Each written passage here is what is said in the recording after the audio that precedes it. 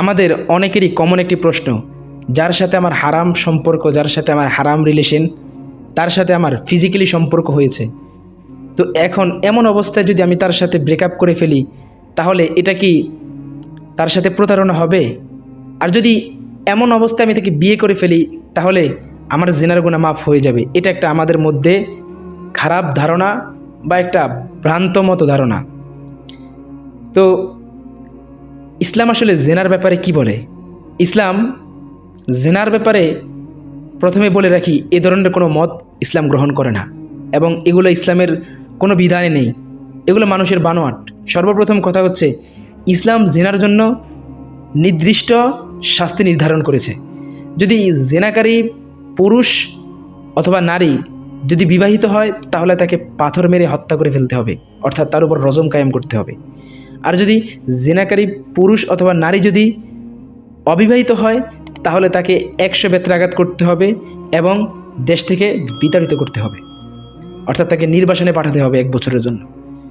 এখন আপনি যার সাথে জিনা করেছেন, যার সাথে হারাম সম্পর্কে জড়িয়েছেন, হ্যাঁ, এই গুনাহের জন্য তাকে বিয়ে করে ফেললে আপনি জিনার গুনাহ থেকে বেঁচে যাবেন না, মুক্তি পাবেন না। জিনার গুনাহ থেকে মুক্তি পাওয়ার জন্য, বাঁচার জন্য আপনাকে যা করতে হবে তা হচ্ছে তওবা। হ্যাঁ, অবশ্যই আপনাকে তওবা করতে হবে। কেন তওবা করবেন?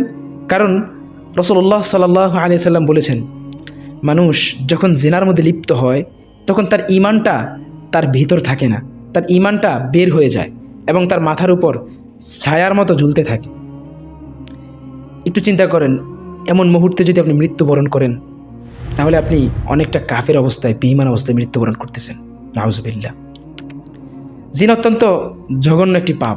আল্লাহ সুবহানাহু ওয়া তাআলা সূরাতুন নূরের 3 নম্বর আয়াতে বলেন, ওয়া হুররিমা যালিকা আলাল মুমিনিন আয-যানি লা ইয়ানকিহু ইল্লা যানিয়াতান আও মুশরিকা ওয়াজ-যানিয়াতু লা ইয়ানকিহুহা ইল্লা যানিন আও মুশরিক ওয়া হুররিমা যালিকা আলাল মুমিনিন।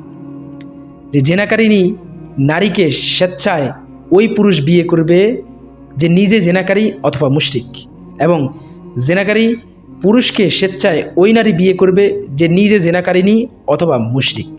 ওয়া হুররিমা যালিকা আলাল মুমিনিন। আল্লাহ তাআলা মুমিনদের জন্য এটা হারাম করেছেন।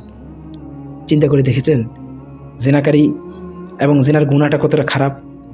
এই আয়াতের মধ্যে ইমাম সাদি রাহিমাহুল্লাহ বলেছেন, জেনা অত্যন্ত খারাপ একটি গুনাহ।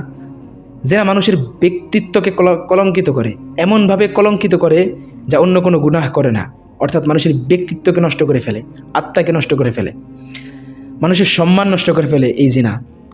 আয়াতের মধ্যে এই দিকটির প্রতি অত্যন্ত গুরুত্ব দেওয়া হয়েছে। সেটা হচ্ছে, আল্লাহ তাআলা আমাদেরকে বলছেন যে জেনাকারী পুরুষকে স্বেচ্ছায় ওই নারী বিয়ে করবে যে নিজে জেনাকারিনী অথবা মুশরিক। ঠিক একইভাবে জেনাকারী নারীকে ওই পুরুষ বিয়ে করবে যে নিজে জেনাকারী অথবা মুশরিক। ওয়া হুররিমা যালিকা আলাল মুমিনিন। এবং আল্লাহ সুবহানাহু ওয়া তাআলা মুমিনদের জন্য এটা হারাম করেছেন। এখন আল্লাহ সুবহানাহু ওয়া তাআলার এই বিধান জানা সত্ত্বেও যে ব্যক্তি আল্লাহ সুবহানাহু ওয়া তাআলার এই বিধান জানার পরেও কোনো জিনাকারী অথবা এমন কোনো জিনাকারী যে বারবার জিনা করতেছে বা জিনা থেকে তওবা করে ফিরে আসছে না, এমন কাউকে, হোক সে নারী বা পুরুষ, তাকে বিয়ে করার সিদ্ধান্ত নেয়, তাহলে সে আল্লাহ সুবহানাহু ওয়া তাআলার দেওয়া বিধানকে মানে না, যার অর্থ সে মুশরিক। অথবা সে আল্লাহ সুবহানাহু ওয়া তাআলার দেওয়া বিধানকে মানে, কিন্তু সে জেনে শুনেও একজন জিনাকারী নারী অথবা পুরুষকে বিয়ে করতেছে। এমন তো অবস্থায় এই বিয়ে জেনা, এবং যে বিয়ে করার সিদ্ধান্ত নিয়েছে বা করেছে সে জেনাকারী হিসেবে, ফাসিক হিসেবে গণ্য হবে। নাউযুবিল্লাহ।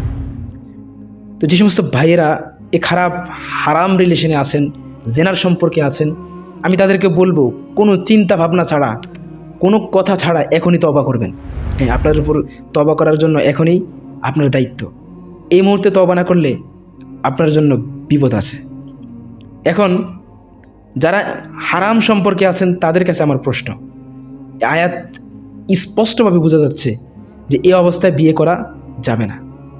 এখন যদি আপনারা বিয়ে করতে চান, যদি আপনি মুমিন হয়ে থাকেন, তাহলে আপনাকে যা করতে হবে তা হচ্ছে সর্বপ্রথম হারাম সম্পর্কটা ভাঙতে হবে, ব্রেকআপ করতে হবে, বিচ্ছিন্ন করতে হবে সম্পর্ক। আপনি এখন বলতে পারেন যে আমি তো তাকে ওয়াদা করেছি যে তাকে বিয়ে করব, বিভিন্ন ওয়াদা দিয়া, বিভিন্ন প্রতিশ্রুতি দিয়া আমি তার সতীত্ব নষ্ট করেছি, তার ইজ্জত নষ্ট করেছি। হ্যাঁ, এখন তো এটা কিভাবে হয়? যদি আপনি ফিজিক্যালি সম্পর্ক এমন হয়ে যায় যে খুবই খারাপ এবং একে অপরকে বিয়ে করতে চান, তাহলে সর্বপ্রথম যে কাজ সেটা হচ্ছে আপনাদেরকে তওবা করতে হবে এবং দ্বীন ইসলামকে পরিপূর্ণভাবে মানতে হবে। এরপর যদি আপনারা বিয়ে করতে চান তাহলে পারিবারিকভাবে হালাল সম্পর্কের দিকে আগাতে হবে, যদি আপনি মুমিন হয়ে থাকেন।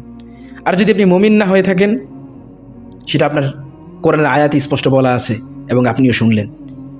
তো যদি আপনি আল্লাহ সুবহানাহু ওয়া তাআলা সন্তুষ্টির উপর একটি হালাল সম্পর্ক গড়তে চান, তাহলে তাওবা এবং ব্রেকআপের বিকল্প কোনো রাস্তা নেই। আল্লাহ সুবহানাহু ওয়া তাআলা আমাদেরকে জিনার মতো গুনাহ থেকে হেফাজত করুন। আমিন।